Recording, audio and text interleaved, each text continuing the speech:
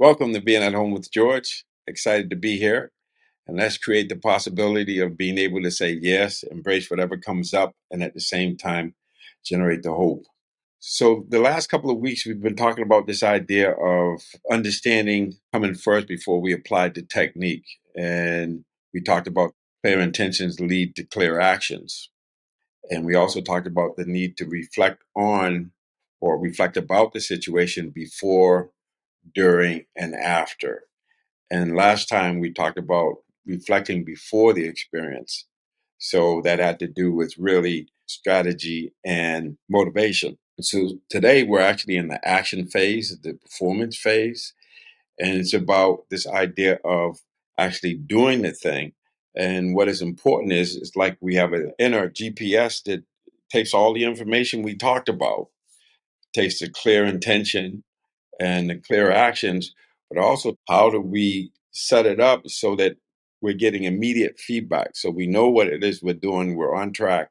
And so when we get immediate feedback, we have to have the flexibility to keep changing what we're doing until we can do what we say we want to do. And so it's really simple. So you have an achievement, you have an intention. So I'm thinking about going back to the 1998 NBA Finals and that iconic shot at the end of the game where you see Michael Jordan keeping his hand up there, sticking it. And you might say people thought he was stalling, but in actuality, that was an adjustment to his shot because his intention is to make the basket. But during the fourth quarter, he shot a number of shots that were short. And so he made the adjustment, which is to go back to basic fundamentals, to use your legs and your feet, but also when you shoot to stick it. He kept his hand up there to make sure that the ball cleared the rim and went in. And so even though some people might look at that as he was profiling, was really his adjustment. And he deliberately did it because all of his shots were short. So you think about it. It was what's his intention to make the shot, but they're short.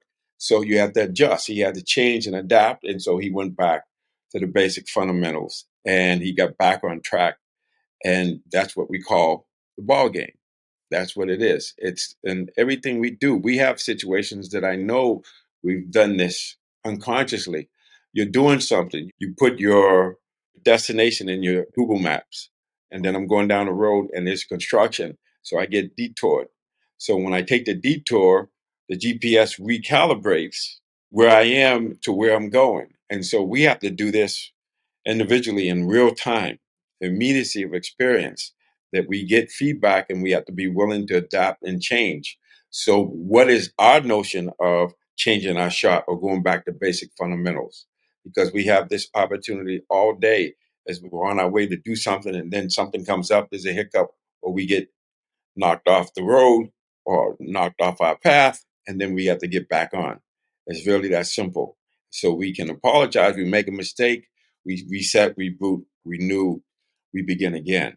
And so this idea of reflecting during the activity is where our internal GPS is able to bring all of these things, declare intention, what the goal is, and to actually keep us on track. So even if we get detoured, we get back on track.